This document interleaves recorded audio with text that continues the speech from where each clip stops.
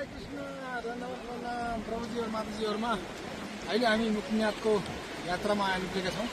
र अहिले हामी जुमसुमको बजारमा आइपुगेका छौँ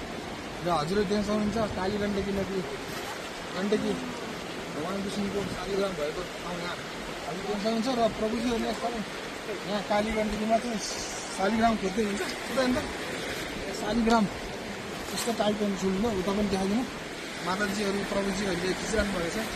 र अब हाम्रो गाडी माथि छ अहिले पानी पनि परिरहेको छ घाम पनि लागेको छ यो 2 शान्ति भयो देख्न सक्नुहुन्छ पाउनु भयो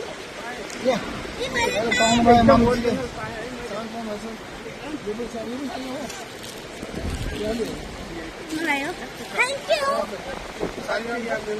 माताजीले माताजीहरू हेर्न जान्छ अब हामी पनि एकछिन खोज्छौँ पाउनुहोस् हो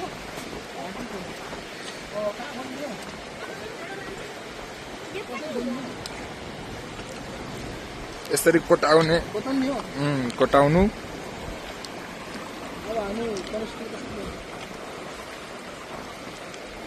हजुरको लागि काली गण्डकीको पानी सबैजनालाई माथि सघाइदिनु